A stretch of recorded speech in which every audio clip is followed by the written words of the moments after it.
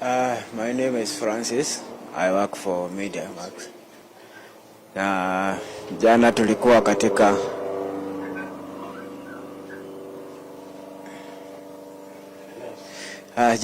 katika hii area ya Linda Mwananchi huku Homa Bay.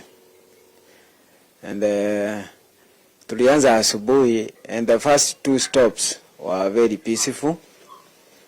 Tukadhania kila kitu itakuwa hivyo, but as we approached Homa Bay town tukapata barabara zimefungwa, wameweka logs, wameweka miti, wametoa hizo poles za stima wameweka katikati, but the team ile tulikuwa nayo, they managed to clear the road until tukakaribia Homa Bay town.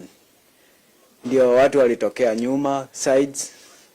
Wale polisi tulikuwa na wao wakajaribu kurusha tear gas, but I think hao watu walikuwa wengi overpower.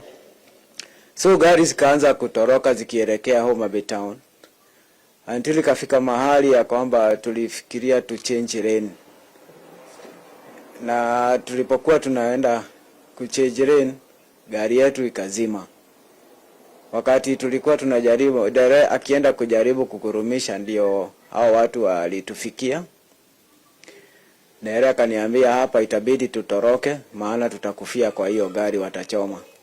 So nikienda kufungua mlango wa pande yangu, ndio mawe ilikarushwa ikaingia kwa kioo, ikanigonga jicho. Nilikuwa na miwani ikanikatakata.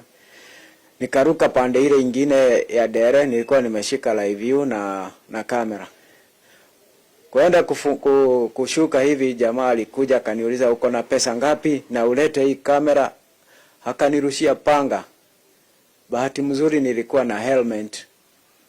Hiyo helmet ndio iligongwa. So wakachukua kamera na live view, nikatoroka. Nikapitia kwa hizo tear gas, nikapata gari ya standard, nikaingia ndani. Wakanipeleka mpaka hospitali. I want to take this opportunity to say thank you for the standard team. Kando na pressure, asimu walikuwa wanapigiwa watume story, hawakusimama, walisema tu kwanza wanifikisha. In fact, by that time hawakuwa wanajua mimi ni nani. They knew I was just a colleague from another media house. Until wakati waliniingiza kwa hospitali, nikarazwa kwa kitanda, ndio walistuka. Hai, ni Francis. But thanks to God, madaktari walinireceive, wakanishughulikia. Until now I'm feeling better. Isipokuwa some internal bleedings ambazo najua tu zitaisha.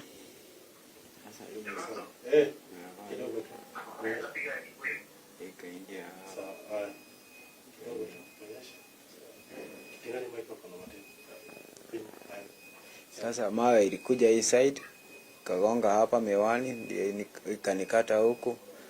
Ukiangalia kuna some stitches